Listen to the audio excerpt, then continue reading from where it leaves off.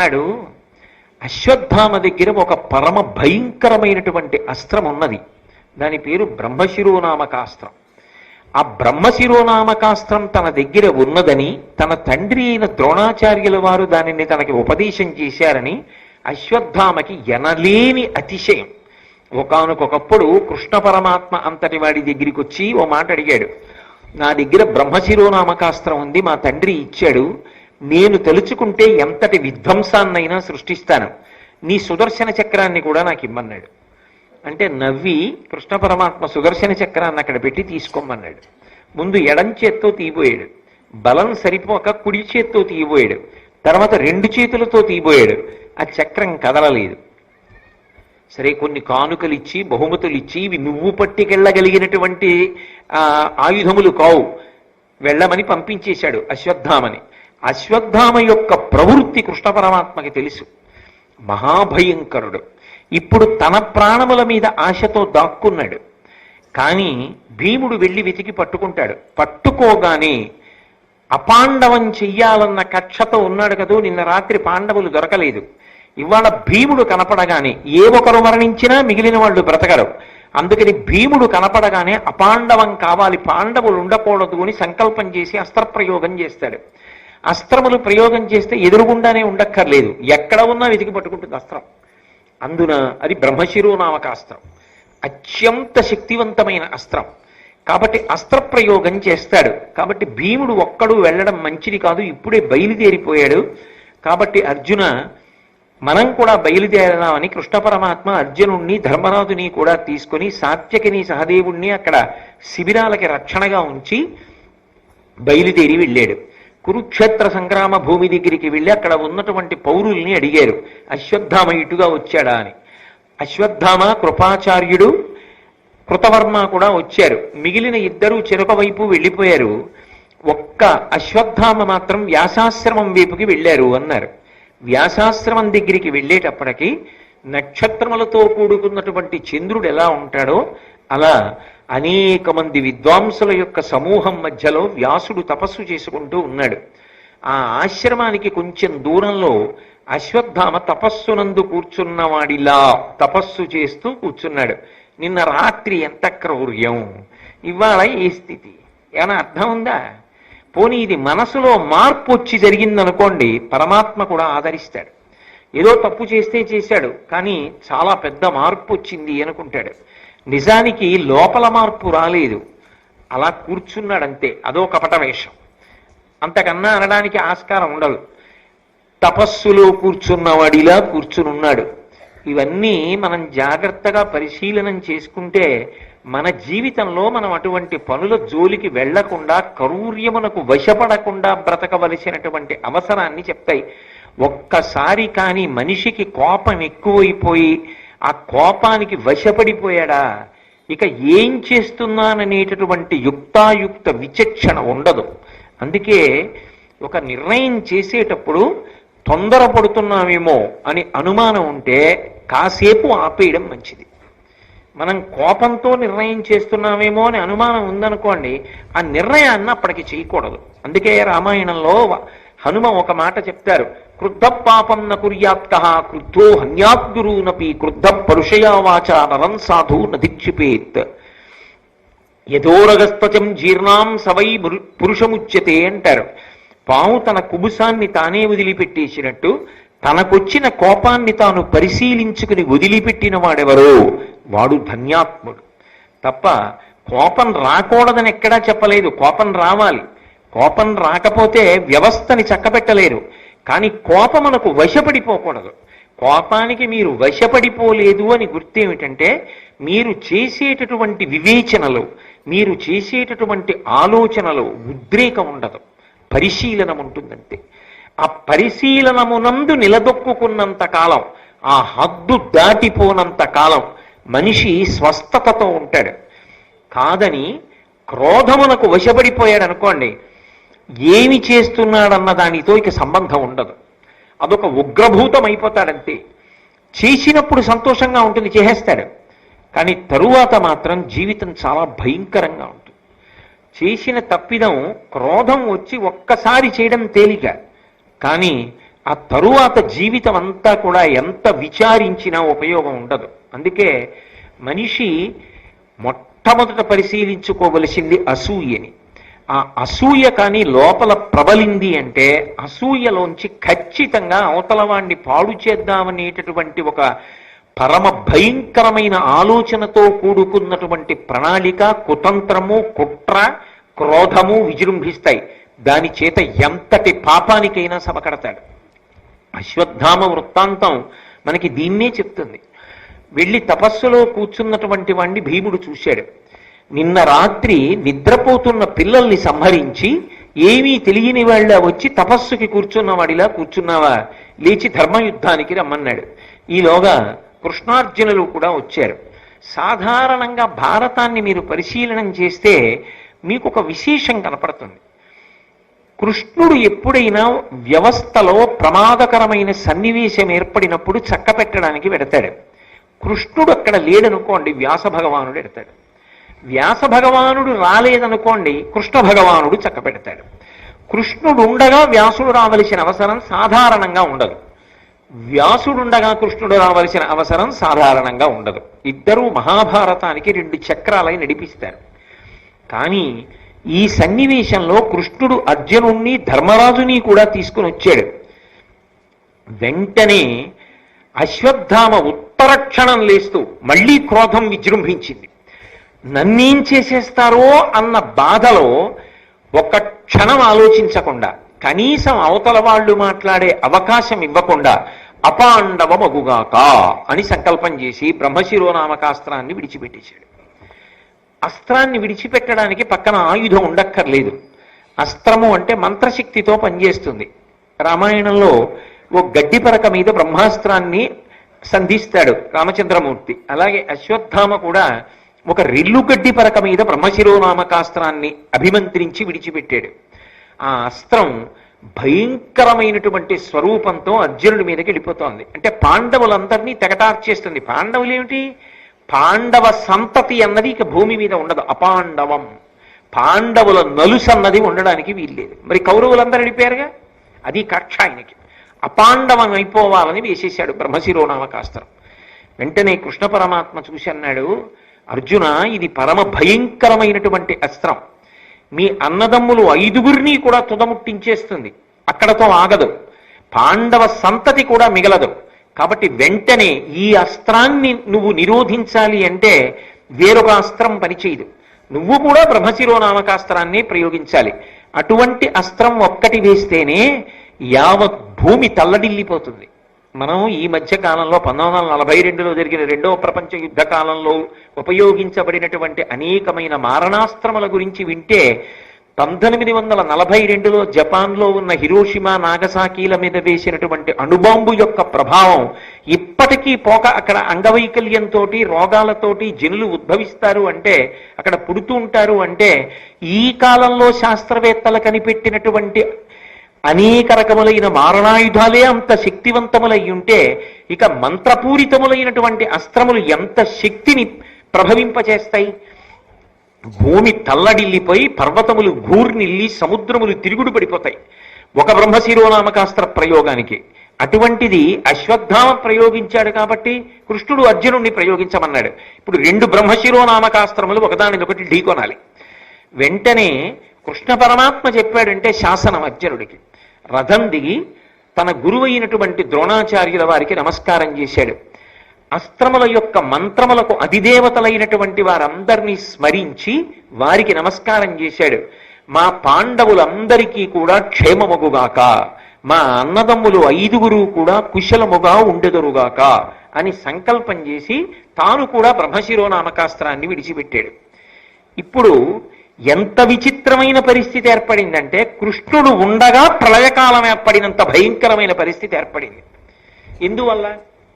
ఒక్క వ్యక్తి తొందరపాటు, ఒక్క వ్యక్తి యొక్క క్రోధం, ఒక్క వ్యక్తి యొక్క వ్యగ్రత.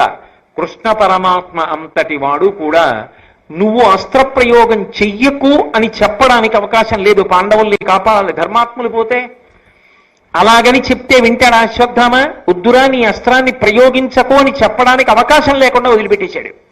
ఇప్పుడు దాన్ని ఉపసంహారం చేస్తాడా? చెయ్యడు. ఎందుకు చెయ్యడు అంటే రెండు కారణాలు ఉన్నాయి. బ్రహ్మశిరోనామకాస్త్రం లాంటి అస్త్రాన్ని ఒకడు ప్రయోగించి వేడొకడు అస్త్రము వలన ఆగిపోతే యువతలవాడి యొక్క తలకాయ బద్దలైపోతుంది. ఎవడు అస్త్రాన్ని ప్రయోగించాడో వాడే వెనక్కి తీసినా కూడా వాడి తల పగిలిపోతుంది. అసలు మానవుల మీద అస్త్రాన్ని ప్రయోగించకూడదు. అది అంత శక్తివంతమైన అస్త్రం. తండ్రి ద్రోణుడి దగ్గర అస్త్రాన్ని పొందాడు. పొందినవాడు యుక్తాయుక్త విచక్షణతో దాన్ని ఎప్పుడు పొందవచ్చు అన్నది ఆలోచించాడా? మీరు జాగ్రత్తగా పరిశీలనం చేస్తే ఒక్క విషయం మీకు అర్థమవుతుంది. అన్నిటికన్నా చాలా అవసరం ఏమిటో తెలుసా? నిగ్రహ శక్తి.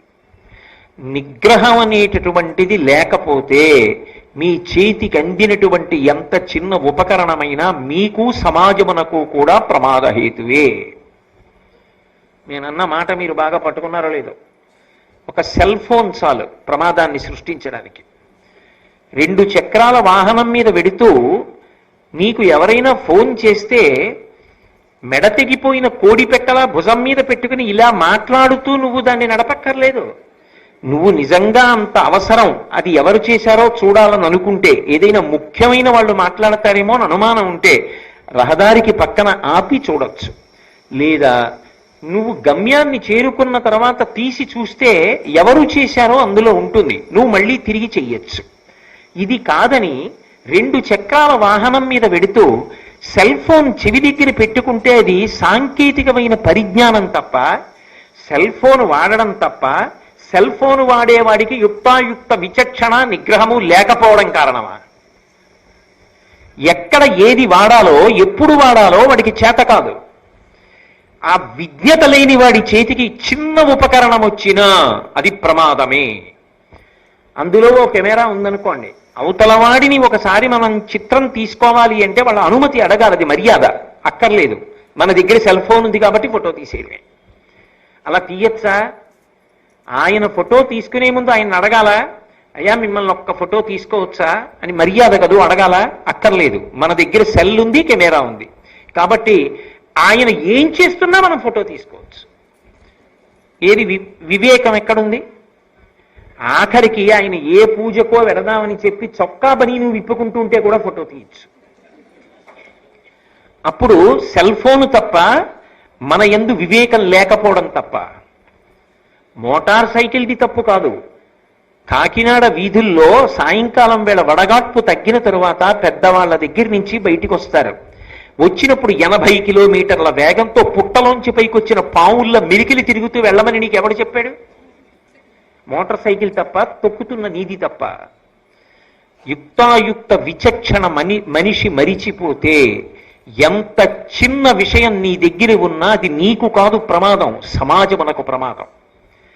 నువ్వు అలా మోటార్ సైకిల్ తొక్కుతూ ఎవరి మీద వెళ్ళి పడిపోతావో, ఏ ఇంటి యజమాని వెళ్ళిపోతాడో. ఒకానొకప్పుడు ఇక్కడే ఈ రహదారిలోనే ఒక పెద్ద ఆయన పడిపోయి మరణించాడు. అలా తొక్కుతున్నటువంటి ఒక మోటార్ సైకిల్ గుద్దుకుని. ఏ ఇంటి యజమానిని కబళించబోతున్నావో, ఏ ఇంట్లో ఒక చిన్న పిల్లవాడు పడబోతున్నాడో నీ మోటార్ సైకిల్ కింద, నువ్వే పడబోతున్నావో, నీ మీద ఆశలు పెట్టుకున్న తల్లిదండ్రులు ఏమైపోతారు? నువ్వు వృద్ధిలోకి వచ్చి ఈ దేశానికి ఎంత సేవలు అందించాలో ఈ దేశం ఏమైపోతుంది ప్రతివాడు అలా బయలుదేరితే? మనిషికి నిగ్రహ శక్తి లేకపోతే, మనిషికి వివేచన లేకపోతే అటువంటి వాడి చేతికి ఎంత చిన్నదున్నా ప్రమాదమే. ఆ వివేచన నిగ్రహము లేని వాడికి చాలా పెద్దదే అందిందనుకోండి, ఎంత ప్రమాదం. అందుకే అన్నీ అందరికీ ఇవ్వవద్దు అనడానికి కారణం ఏమిటో తెలుసా? అన్నీ అందరికీ ఇవ్వద్దని ఎందుకంటారంటే లోపల తగినంత పరిణతి ఉంటే తప్ప ఇవ్వవద్దు అని దాని ఉద్దేశ్యం. ఆ లోపల పరిణతి రాలేదనుకోండి, ప్రతి విషయము ప్రతి వారికి అందిందనుకోండి, దానివల్ల తానొక్కడు కాదు బాధపడేది, దానివలన సమాజం అంతా బాధపడుతుంది. సమాజానికి అంతటికీ చీకాకు కలుగుతుంది. దీని వలన నేరముల సంఖ్య పెరుగుతుంది, ఉద్రిక్తతల సంఖ్య పెరుగుతుంది, చాలా ఇబ్బంది పడతారు అందరూ. ఇది గమనించవలసి ఉంటుంది. మీరు నన్ను మన్నించెదరు కాక అశ్వత్థామకి దీనికి సంబంధం ఏమిటి అనుకోకండి. లేకపోతే భారతంలో వ్యాసుడు దీన్ని మనకు అందించవలసిన అవసరం లేదు. కాలంతో దేశంతో సంబంధం లేకుండా ఎప్పటికీ భారతం పనికొస్తుందనడానికి ఇదే ఉదాహరణ. ఎవరైనా నీకు అడ్డొచ్చేస్తే చూసుకోకపోతే వాళ్ళని తప్పుకోమని చెప్పడానికి ఓ హారన్ ఉంది. అంతేకాని నువ్వు ఇంటి దగ్గర బయలుదేరిన దగ్గర నుంచి నువ్వు చేరే వరకు ఇంకా దాన్ని అలా నొక్కుతూనే వెళ్ళమని ఆ హారన్ ఉన్నది. అందుకు ఆ హారన్ బండికొన్నది. అర్థం ఉండదు. ఇంటి దగ్గర బయలుదేరిన దగ్గర నుంచి తానేమన్నా రాష్ట్రపత ప్రధానమంత్రి అలా హారన్ కొడుతూనే వెడుతుంటాడు. ఎదురుగుండా వెళ్ళే వాళ్ళకి ఎంత చీకాగ్గా ఉంటుంది, ఎంత ధ్వని కాలుష్యం, ఎంత విసుగ్గా ఉంటుంది, అవతల వాడికి ఎంత తలపోటు వస్తుంది. ఆలోచన చేస్తే 10 గంటలకి వెళ్ళాలనుకుంటే నువ్వు ఒక 5 నిమిషాల ముందు ఎందుకు బయలుదేరావు? ఒక 5 నిమిషాలు నీ చేతిలో ఉంటే వచ్చిన నష్టం ఏమిటి? కాలాన్ని ఎందుకు విభాగం చేసుకోవు? ఎందుకు కాలాన్ని ప్రణాళికతో నిర్మాణం చెయ్యవు? ఎందుకు ప్రతిదానికి తొందరపడతావు? అలా వివేచన లేకపోతే నీకు ఏ వస్తువు అందినా ప్రమాదమేగా. అదే కాదు, ఏది అందినా ప్రమాదమే. టీవీ పెడితే కట్టడం రాదు, అలాగే కూర్చుంటాడు. ముఖం కూడా కడుక్కోరు కొంతమంది నా బోటిగాళ్ళు. కాబట్టి ఏ వస్తువు అందినా ప్రమాదం అయితే మనిషిగా ఎక్కడ బ్రతుకుతున్నాడు? వివేకం ఏది? నిగ్రహం ఏది? సంయమనం ఏది? ఆ సంయమనము లేకపోతే, అసలు అవతల వాడి మాట విందామనేటటువంటి ధ్యాస లేకపోతే సమాజమునకు బరువు అయిపోతారు. అశ్వత్థామ అర్జునుణ్ణి చూసి భయపడ్డాడు, భీముణ్ణి చూసి భయపడ్డాడు. జగదాచార్యుడు, లోకముల మేలు కోరేవాడు, కృష్ణ పరమాత్మ సాక్షాత్ పరాత్పరుడని భీష్ముడు ఇన్ని మాటలు చెప్పాడు. తన తండ్రి ద్రోణుడు ఎంత నమ్మాడు తెలియదా అశ్వత్థామకి? కనీసం కృష్ణ పరమాత్మతో 2 మాటలు మాట్లాడలేడా? నాది తప్పైపోయింది, రాత్రి చేశాను నిజమే అంటే, ఏమో ఎంతమంది ఇద్దరో వాళ్ళు ఎంత ధర్మాత్ములంటే, గురువు యొక్క కొడుకు ద్రోణాచార్యుల వారి కొడుకు, గురుపుత్రుడు గురువుతో సమానం కనుక ఇంత తప్పు చేసినా చంపకుండా వదిలిపెట్టారు. క్షమాపణే చెప్పుంటే ఏమో ఏం చేద్దురో. మరి ఇదే ముగ్గురులో ఒకడైనటువంటి కృపాచార్యుల వారు తర్వాత కాలంలో పాండవ శిబిరంలో చేరి పరీక్షణ్ మహారాజుకి గురువయ్యాడు. నీ జీవితంలో ఎక్కడో అక్కడ పరితాపము, పశ్చాత్తాపము, మారదామనేటటువంటి తాపత్రయం లేకుండా ముండి బ్రతుకు బ్రతికేస్తానంటే ఎవరు ఆపగలరు? అసలు కనీసం అడగలేదు, ఆలోచించడు. భీముడు కనపడగానే అంతే మళ్ళీ కోపం. నువ్వేమన్నా దుర్యోధనుడువా? ఆయనే తొడలు విరిగి పడిపోయాడు, ఆయనతో ఉన్న 99 మంది పడిపోయారు, నీ తండ్రి ద్రోణుడు పడిపోయాడు, నీకెందుకు ఇంతల్లరి? అపాండవం అయిపోవాలని వేసేశాడంతే బ్రహ్మశిరోనామకాస్త్రం. ఇప్పుడు కృష్ణుడికి మార్గం ఏముంది?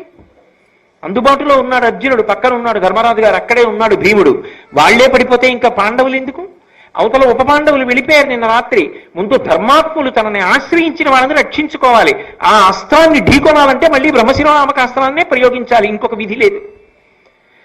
కాబట్టి తప్పనిసరి పరిస్థితుల్లో నువ్వు కూడా బ్రహ్మశిరోనామకాస్త్ర ప్రయోగం చెయ్యి అన్నాడు. ఇప్పుడు ఒక వ్యక్తి క్రౌర్యం ఎంత దూరం వెళ్ళిపోయిందంటే సమస్త ప్రపంచము సంక్షోభంలోకి వెళ్ళిపోయింది. ఇంత సంక్షోభంలోకి వెళ్ళిపోతే లోకముల యొక్క హితాన్ని కోరుకునేటటువంటి మహాత్ములు ఇప్పుడు ఉంటారు. నారదుడు పరుగున వ్యాసుల వారి దగ్గరికి వచ్చాడు. అయ్యయ్యయ్యో, ఇంత కురుక్షేత్ర సంగ్రామం అయిపోయిన తర్వాత 2 బ్రహ్మశిరోనామకాస్త్రాల్ని ప్రయోగించారు. మీ ఆశ్రమం ముందే జరిగింది, రెండు అన్నాడు. ఇద్దరూ గబగబా బయలుదేరారు. లోకహితం కోరేటటువంటి వాళ్ళ నోటి వెంట వచ్చే మాటలు ఒకలాగే ఉంటాయి. అందుకే ఈ పద్యం చెప్పినప్పుడు వ్యాసుడొక్కడు చెప్పలేదు, నారదుడొక్కడు చెప్పలేదు, ఇద్దరు కలిసి చెప్పారు. కూడబలుక్కుని ఛందస్సుతో వ్రాసి తెచ్చుకునో కాదు, ఇద్దరూ లోకహితాన్ని కోరుతారు కాబట్టి ఇద్దరి నోటి వెంట ఒకలాంటి మాటే వచ్చింది.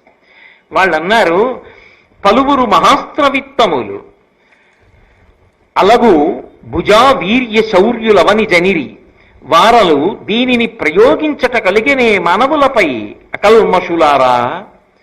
ఏమయ్యా అర్జున, ఏమయ్యా అశ్వత్థామ, ఇంతకు ముందు లోకంలో ఎంతమంది మహావీరులు రాలేదు, ఎంతమందికి అస్త్రములు తెలిసిన వాళ్ళు లేరు. ఇలా ఎవరైనా బ్రహ్మశిరోనామకాస్త్రాన్ని ఒకేసారి ఇద్దరు ప్రయోగించడం ఉందా?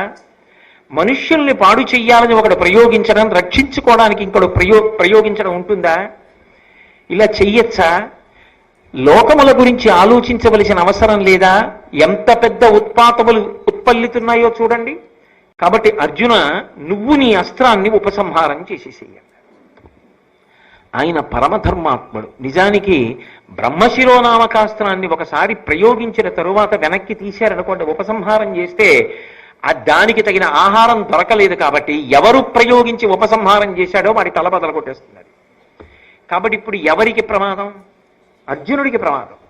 కృష్ణుడు ప్రయోగించమన్నాడు, వ్యాసుడు నారదుడు ఉపసంహారం చేయమన్నాడు. అర్జునుడు ఏం ఆలోచించాడంటే, నేను లోకముల యొక్క ప్రయోజనం కోసం పెద్దలైనటువంటి వ్యాస నారదాదుల యొక్క మాట మన్నించి ఉపసంహారం చేస్తున్నాను. అది నన్ను ఎందుకు అపకారం చేస్తుంది? దాని లక్షణం అది కావచ్చు, కానీ విశాల ప్రయోజనము కొరకు నేను నిలబడినప్పుడు, పెద్దల మాట ఆదరించినప్పుడు అది నన్ను చెరకడానికి వీల్లేదు. కాబట్టి ఆయన ఉపసంహారం చేశాడు. ఆశ్చర్యం ఏమిటంటే, అది అర్జునుణ్ణి ఏమీ చెయ్యకుండా శాంతించింది. శాంతిస్తే వెంటనే ఒక విషయం అన్నారు సౌప్తిక పర్వంలో, తపమును బ్రహ్మచర్యమును దానము సత్యము కల్గు ఆ సురాధిపతనయుండు తక్క సముదీర్ణముగా నిగిడించి అమ్మహోగ్రపు మహితాస్త్రముండ్లుకును రాదు మగుడ్వడగా అట్టి భంగి భూమిపతులు కాదు దేవతలు మేకొనజాలరు కౌరవీశ్వర. సంజయుడు చెప్తున్నాడు ధృతరాష్ట్రుడితోటి, నిజానికి దేవతలు కూడా ఇటువంటి అస్త్రాన్ని ప్రయోగిస్తే ఇక ఉపసంహారం చేయలేరు. అర్జునుడు చెయ్యగలిగాడు అంటే, చేసి బ్రతకగలిగాడు అంటే ఆయన చేసినటువంటి తపస్సు. తపస్సు అన్న మాటకి నేను అర్థం చెప్తున్నాను కదా, నిన్నటి నుంచి చెప్తున్నాను, ధర్మమునందు అనురక్తి. ఆయన ధర్మానురక్తి, ఆయనకి పెద్దల పట్ల ఉన్న గౌరవం, బ్రహ్మచర్యమును ఇంద్రియములను నిగ్రహించగలిగినటువంటి శక్తి, దానము, ఏ ప్రయోజనాన్ని అపేక్షించకుండా ఇతరుల యొక్క సంతృప్తి కొరకు, సంతోషము కొరకు, సమాజ హితము కొరకు తాను త్యాగం చెయ్యడం, తాను విడిచిపెట్టడం తన దగ్గర ఉన్నదాన్ని. అటువంటి దానము, సత్యము, ఒక మాట అంటే దానికి కట్టుబడి ఉండగలగడం, అటువంటి సత్యము కలిగినటువంటి ఆ సురాధిపతనయుడు దక్క, సురాధిపుడైనటువంటి ఇంద్రుడి యొక్క కుమారుడైనటువంటి దేవేంద్రుడు తక్క, ఇలా బ్రహ్మశిరోనామకాస్త్రాన్ని ఉపసంహారం చెయ్యడం అనేటటువంటి ప్రక్రియ అన్యులకు సాధ్యమే. ఎవరైనా చేయగలరా? దేవతలు కూడా చెయ్యలేరు. కాబట్టి ఇప్పుడు అర్జునుడు ఉపసంహారం చేశాడు. చేసి గబగబా వ్యాసుల వారి దగ్గరికి వెళ్ళి ఒక మాట అన్నాడు, అయ్యా మీరు పెద్దలు, పూజ్యులు, మా వంశమునకంతటికీ పెద్దవారు, మీరు చెప్పారు, నేను ఉపసంహారం చేశాను, కానీ అశ్వత్థామ ఉపసంహారం చేయలేదు, అపాండవమని కోరాడు. కాబట్టి ఆ అస్త్రం మా అన్నదమ్ముల మీద పడిపోయి చెనకుతుంది. కాబట్టి దయచేసి మీరు ఇదే మాట అశ్వత్థామకి చెప్పి ఉపసంహారం చేయించండి అన్నాడు. అంటే అశ్వత్థామ వంక తిరిగాడు. తిరిగి వ్యాసుల వారు ఒక మాట చెప్పారు. సాధారణంగా మహాభారతంలో వ్యాసుడు ఒక మాట చెప్తే కాదని ఉన్నటువంటి వాళ్ళు మీకు ఇప్పటి వరకు కనపడలేదు కదా, ఇది మొదటిసారి. అశ్వత్థామ వంక తిరిగి ఉపసంహారం చేయమని ఒక మాట చెప్పాడు. నువ్వు ఉపసంహారం చేసేసి నీ తలలో ఉన్నటువంటి రత్నం ఉన్నదే, నీకు పుట్టుకతో వచ్చిన రత్నం, అది తీసి అర్జునుడికి ఇచ్చేసేయి, నువ్వు బ్రతికిపోతావు. నిన్ను చంపరు వాళ్ళు. నువ్వు చేసినటువంటి తప్పు అంతా ఇంతటిది కాదు, అంత క్రూరమైన తప్పు చేశావు, అసలు చంపేయాలి నిజానికి. కానీ వాళ్ళు చంపరు. ఎందుకు చంపరో తెలుసా? వాళ్ళు ధర్మాత్ములు. నువ్వు గురుపుత్రుడివి, ద్రోణాచార్యుల వారి కొడుకువి, ద్రోణుడు వాళ్ళ గురువు. గురుపుత్రుడికి గురువుకి గురుపత్నికి అభేదం. కాబట్టి గురుపుత్రుణ్ణి చంపడం గురువుని చంపడంతో సమానం. కాబట్టి నిన్ను వాళ్ళు చంపరు, ఆ పాతకానికి వాళ్ళు ఒడిగట్టారు. నీ శిరోరత్నాన్ని వాళ్ళకి ఇచ్చేసేయి, నీ అస్త్రాన్ని ఉపసంహరించి అంటే ఆయన అన్నాడు, ఏ పాండవులకి రత్నాలు తక్కువ? కౌరవుల్ని ఓడించారుగా, దుర్యోధనుడిని పడగొట్టాడుగా భీముడు తొడలు విరగ్గొట్టి. దుర్యోధనుడి దగ్గర రత్నాలన్నీ కూడా ఇప్పుడు పాండవులేగా తీసుకుంటారు. ఇన్ని రత్నాలు దోచుకున్న వాళ్ళకి దోచుకున్నారట వాళ్ళు. ఇన్ని రత్నాలు దోచుకున్న వాళ్ళకి నా రత్నం ఒక్కటి తక్కువైందా, ఇదొక్కటి ఎందుకు ఇవ్వాలి అని తను బ్రతకడం కష్టం కదా మరి ఇవ్వకపోతే. అందుకని రత్నాన్ని తీసి వ్యాసుడి చేతిలో పెడుతూ ఒక మాట అన్నాడు, మనస్త్రంబు పాండవేయ రాగపాత్ర గర్భములకు హానిగా వించి సంతృప్తి పొందితా ప్రశాంతి పొందుగాక. నేను నా రత్నం ఇచ్చేస్తున్నాను, కానీ ఎంత కాపక్ష్య బుద్ధితో మాట్లాడాడో చూడండి. ఆయన అన్నాడు, నేను వదిలిన అస్త్రం ఉందే, ఇది నేను అర్జునుడిలా ఉపసంహారం చేయలేను. అంత తపస్సేది, ఆ సత్యమేది, ఆ నిష్కల్మషమైన బుద్ధేది. అందుకని వెనక్కి తీయలేడు, వెనక్కి తీస్తే తల పగిలిపోతుంది. అందుకని మదస్త్రంబు పాండవేయ రాగ పాత్ర గర్భములకు హాని గావించి సంతృప్తి పొంది తా ప్రశాంతి పొందుగాక. అంటే ఆయన ఉద్దేశ్యం ఏమిటంటే పాండవేయ రాగ పాత్ర గర్భంబులు అన్న మాటకు అర్థం పాండవులు తమ తమ భార్యల యందు సంతానమును కలడానికి చేసిన ప్రయత్నమునందు ఏ ఏ భార్యలు గర్భములు ధరించి ఉన్నారో ఆ భార్యల యొక్క గర్భములన్నీ విచ్ఛిన్నమైపోవాలి, గర్భస్రావం అయిపోవాలి. ఒక్క పాండవుల యొక్క భార్యలే కాదు, ద్రౌపదీదేవి ఒక్కతే కాదు, ద్రౌపదీదేవి కొడుకుల్ని చంపేశాడు ఎలాగో నిన్న రాత్రి. ఇక మిగిలిన వాళ్ళు ఎవరు అంటే అర్జునుడికి ద్రౌపది కాకుండా భార్య ఉంది, ఉలూపి మొదలైన వాళ్ళు. అలాగే ధర్మరాజుకున్నారు, భీముడికున్నారు, అర్జునుడికున్నారు. వీళ్ళందరి యొక్క భార్యల గర్భములు నశించిపోవుగాక. అంతేకాదు పాండవేయ రాగ గర్భములు కదా, అందుకని చెప్పి వీళ్ళ పిల్లలకి ఎవరైనా పెళ్ళైన వాళ్ళు ఉంటే ఆ పెళ్ళైన వాళ్ళ భార్యలు ఎవరైనా కడుపుతూ ఉంటే అంటే పాండవుల యొక్క కోడళ్ల గర్భములు నశించుగాక. పాండవుల భార్యల గర్భం పోయిందనుకోండి, అది వాళ్ళ వరకే బాధ. వాళ్ళ కోడలు గర్భం పోయిందనుకోండి, కొడుకు చెయ్యని తప్పుకి కోడలు చెయ్యని తప్పుకి కొడుకు కోడలు శిక్ష పొంది అందున కోడలు నా కడుపున బిడ్డ పుట్టబోతున్నాడు, వాడిని ఎత్తుకుంటాను ఆడిస్తాను అని ఆనందపడిపోయి అంతకుముందు మామగారితో మాట్లాడిన కోడలు, అత్తగారితో మాట్లాడిన కోడలు, మురిసిపోయిన కోడలు మామగారి మీద పగతో ఎవడో దుర్మార్గుడు చేసిన పనికి గర్భస్రావం అయిపోతే ఆ బాధ మామగారికి ఎంతగా ఉంటుంది. నిద్రపోతాడా? ఎంత గుచ్చుకుంటుంది. ఆ బాధకి గుండెపోటు వచ్చి చచ్చిపోయిన ఆశ్చర్యం లేదు కాదు. సున్నిత హృదయాలకు ఆ బాధ అలా ఉంటుంది. ఇంత బాధ పెట్టాలి పాండవుల్ని. అది అశ్వత్థామ యొక్క క్రౌర్యం. దానికి ఏమైనా అర్థం ఉందా? ఎవరైనా క్షమిస్తారేమో, పాండవులైనా క్షమిస్తారేమో, కృష్ణ పరమాత్మ క్షమిస్తాడా ఆ నేరాన్ని? తప్పుకోగలడా? ఎక్కడికి పారిపోయి తప్పుకుంటాడు? కాబట్టి పాండవేయ రాగ గర్భంబులను హానిగావించి సంతృప్తి పొందితా ప్రశాంతి పొందుగాక. పాండవుల భార్యలు ఎక్కడ గర్భంతో ఉన్నా గర్భములు స్రావమైపోవాలి. పాండవుల బిడ్డల యొక్క భార్యలు ఎక్కడ గర్భంతో ఉన్నా గర్భములు పోవాలి, కోడళ్ల గర్భములన్నీ పోవాలి. అంటే పాండవులు మిగలాలి, పాండవుల వంశం మిగలడానికి వీల్లేదు. అప్పుడు వాళ్ళు ఏమవుతారు? ఎందుకు చేసినట్టు ఈ యుద్ధం అంతా? ఎవరి కోసం చేసినట్టు? ఎవరి కోసం అంతకాలం కష్టపడినట్టు? ఎవరిని చూడాలని ఒక వయసు వచ్చిన తరువాత తాపత్రయపడతారో వాళ్ళు పెద్దవాళ్ళు అయ్యారుగా. ఇక వాళ్ళకి మనవల్ని చూడాలని ఆనందపడే వయసు కదా. ఆ సమయమునందు మనవలకి ప్రమాదం ఏర్పడి గర్భస్రావం అయిపోతే ఇక గర్భములే రావంటే తట్టుకోగలరా? మానసికంగా అది ఎంత పెద్ద శిక్ష పాండవులకు. అది ఆయనకి సంతోషం. ఇది ఆయన మనసులో ఉద్దేశం. పాండవుల భార్యలు, పాండవుల కొడుకుల భార్యలు, పాండవులకి ఇంకా మనవలు ఏమైనా ఉంటే వాళ్ళ భార్యల యొక్క గర్భములు కూడా విచ్ఛిన్నమైపోవుగాక, అపాండవమగుగాక. అప్పుడు నా అస్త్రము తృప్తి పొందుగాక. ఉపసంహారం చేయి. నాకు కుదరదు. ఎవరు ఈ మాట అంటున్నవాడు? అర్జునుడు ఉపసంహారం చేశాక కూడా. అసలు నిజానికి ఏమైనా తప్పు ఉందా అర్జునుడిది? ఏమైనా తప్పు ఉందా పాండవులది? ఏమైనా వాళ్ళు చేసిన తప్పు కనపడుతోందా? ఏ తప్పు లేకపోయినా, వాళ్ళు చేసిన తప్పు లేకపోయినా వాడికి అనిపించింది వీళ్ళు తప్పు చేశారని.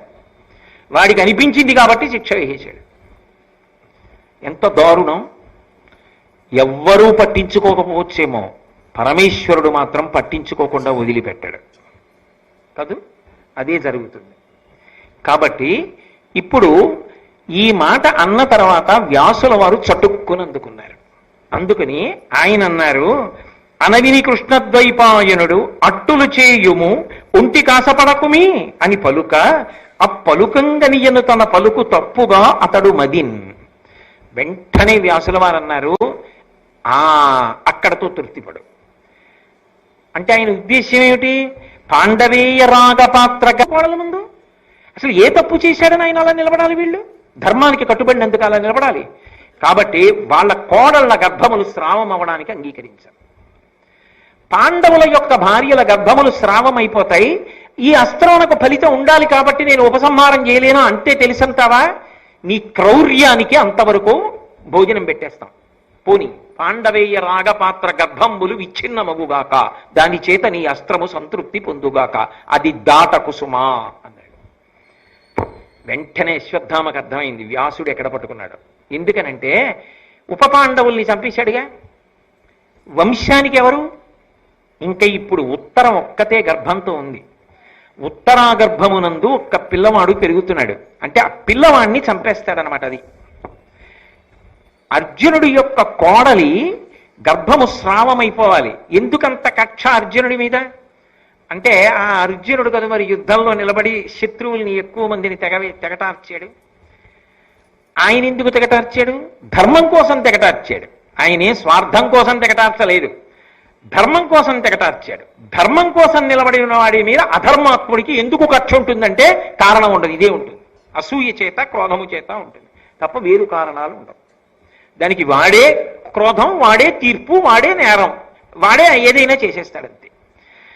కాబట్టి ఇప్పుడు అశ్వత్థామనుకున్నాడు, అమ్మా నా తప్పు పట్టుకున్నాడు రా వ్యాసుడు, పాండవుల యొక్క భార్యల గర్భములు స్రావమవాలి తప్ప పాండవుల యొక్క పిల్లల గర్భములు స్రావం, పిల్లల యొక్క గర్భములు అంటే పిల్లల యొక్క కోడళ్ల గర్భములు స్రావం అగుకుండుగాక, అక్కడ వరకే ఆగు అంటున్నాడు. నేను ఇది విని నాకేదో అర్థం కానట్టు ఊరుకుంటా. అర్థం కానట్టు ఊరుకుంటే ఏమవుతుంది? నా అస్త్రం చేసే పని చేసేస్తుంది. పరీక్షిత్తు మరణిస్తాడు. ఉత్తరాగర్భాన్ని కూడా చెనకేస్తుంది. ఎందుకంటే నా సంకల్పం ఏమిటి? అస్త్రం ఎవడు ప్రయోగించాడో వాడిది సంకల్పం, మార్చట్లేదు సంకల్పాన్ని. పాండవేయ రాగ గర్భములు అన్న మాటకు అర్థం అర్జునుడి యొక్క కోడలి గర్భము కూడా నశించిపోవాలి. నేను దానికే కట్టుబడుతున్నా. పైకి వ్యాసుడు చెప్పింది నాకు అర్థం కానట్టు ఉంటానంతే. అది మూర్ఖత్వం అంటే. వాడు వినడు. నిజంగా వాడికి తెలియదు అనుకుంటున్నారా మీరు?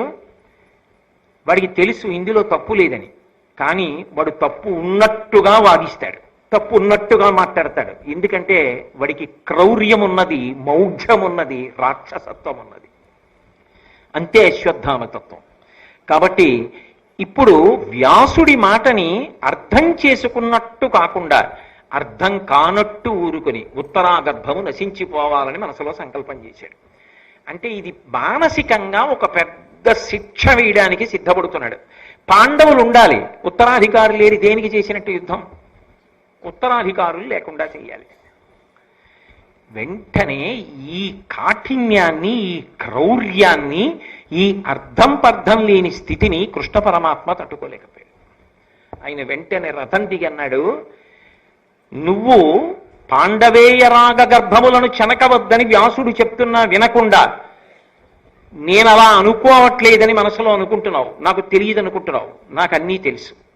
నువ్వు ఉత్తరాగర్భాన్ని చెనకాలనుకుంటున్నావు. నువ్వు మొనగాడివైతే నీ అస్త్రంతో చెనకు, నేను అడ్డుకుంటా. ఆమె గర్భము స్రావం అవ్వదు, నేను ఆపుతా. ఆమెకి గతంలో ఋషుల వరం ఉంది, క్షీణించిన శరీరమున్న కుమారుడు పుడతాడని, పరీక్షిత్ అనిపించుకుంటాడని. ఆ గర్భాన్ని నేను కాపాడతాను కొడుకుని కంటుంది.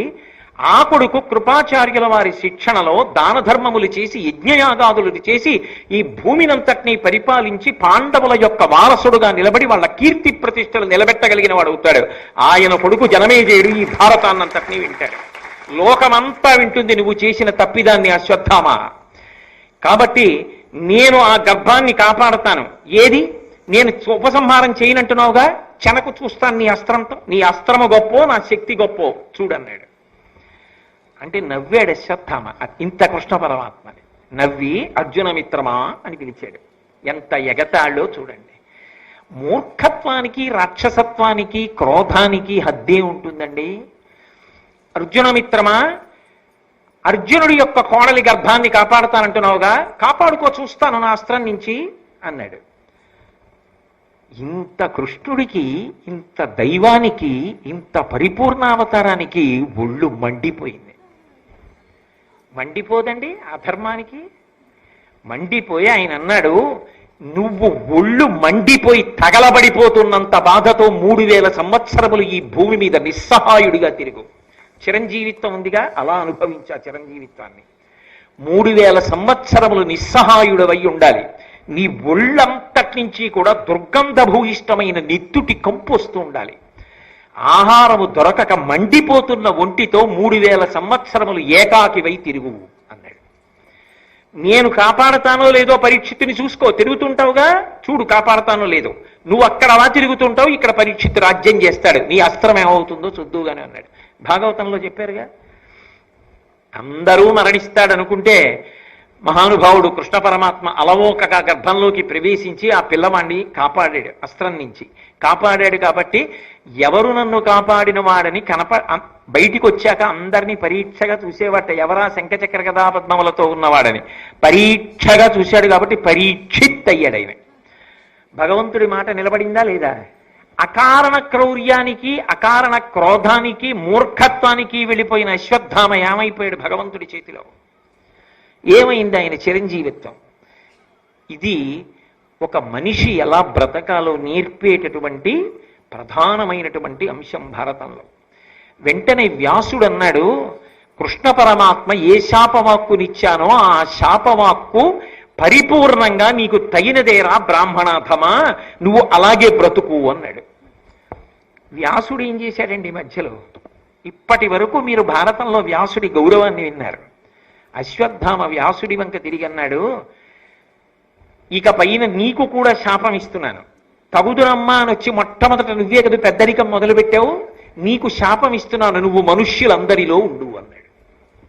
నేను ఉంటాను అన్నాడు. క్రౌర్య రూపం అశ్వత్థామ.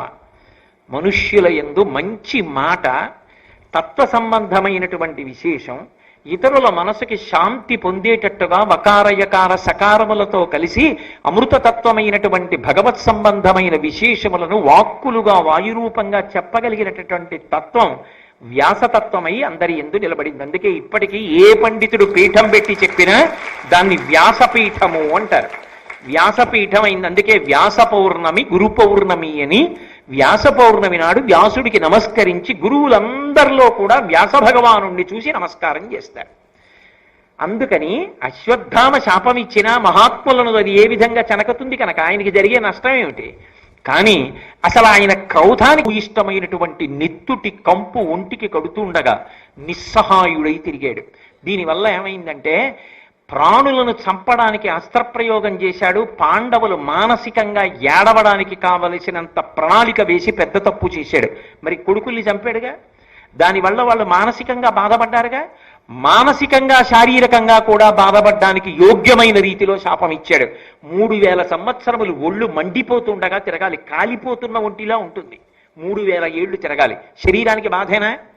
నిస్సహాయుడు, రక్తపు కంపు. మానసికంగా బాధేనా? ఈ రెండు ఎవరి పట్ల చెయ్యాలనుకున్నామో ఆ రెండు నీకు అన్వయమగుగాక. కృష్ణుడు అందుకు చెప్పించాడు, వ్యాసుడు తథాస్తు అన్నాడు.